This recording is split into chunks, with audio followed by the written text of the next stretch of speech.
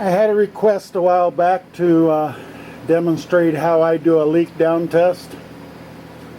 Is it the proper way? I don't know, but it's the way I've been doing it for years, and using it as a comparative tool, it works very well. So basically, first calibrate your gauge so that every time you put your thumb over the end, it goes to 0 or goes to your set mark, depending on what gauge that you have.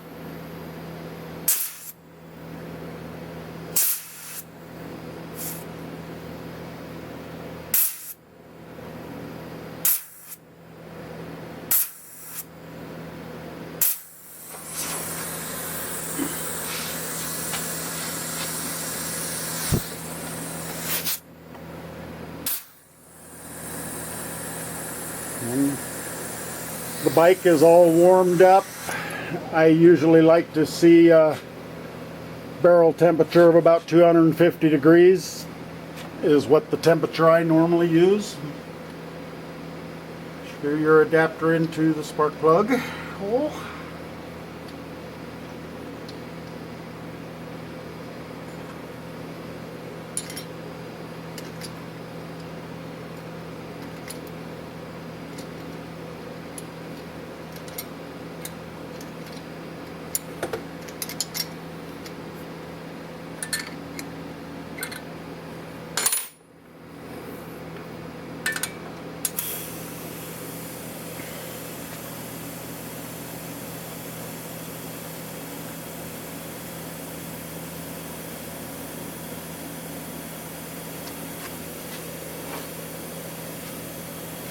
And I put a socket on the crank, and we're going to turn it back, or going to turn it forward on the compression stroke until we're part way up the cylinder.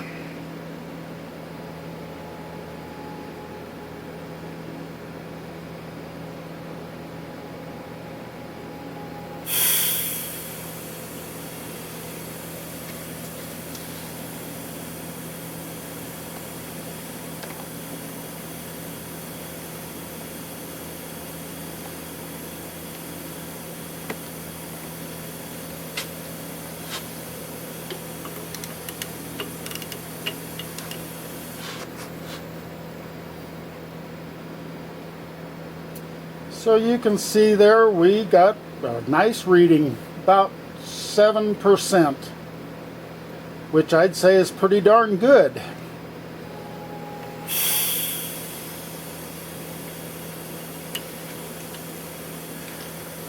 Then we got the other half of the story.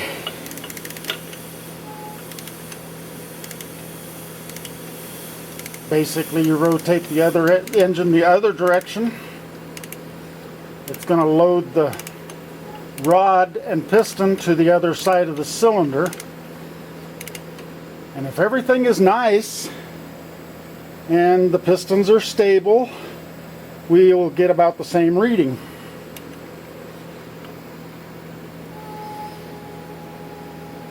Unfortunately, that's not the case here.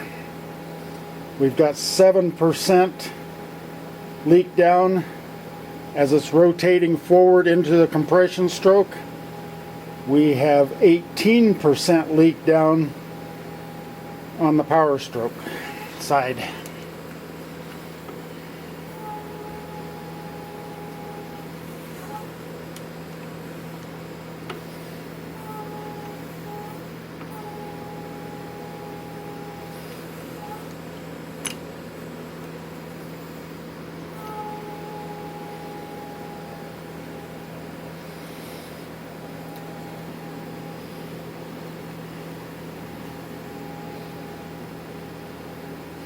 Or even a little worse, pretty much settling around 20% leakage on the power stroke side.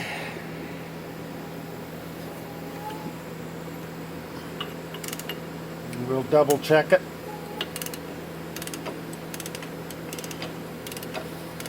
Go back to the compression side.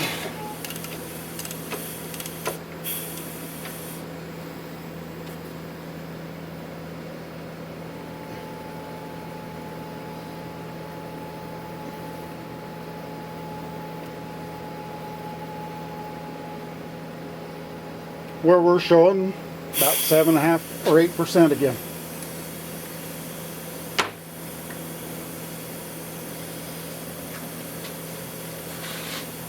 So basically what that means is I'm going to end up with a considerable amount of blow-by.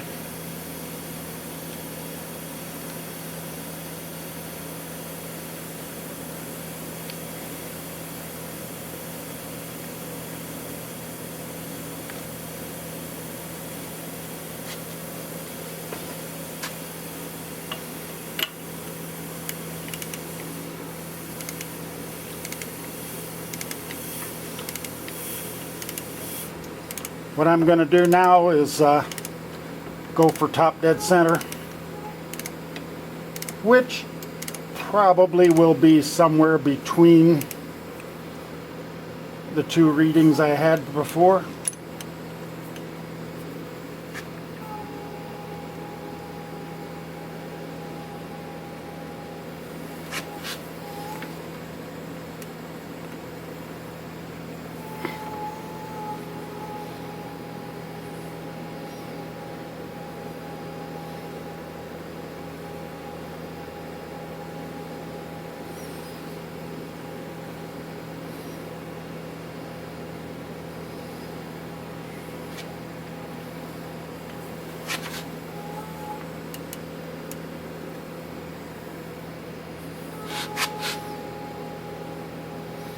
What I'm watching is my timing mark here.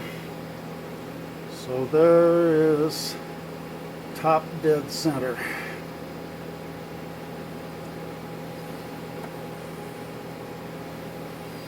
Where we're reading about 18% leak down.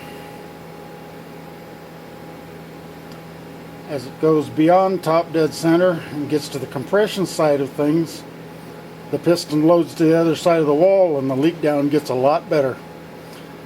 So basically what I've got here is a lot of piston motion or rocking in the cylinders.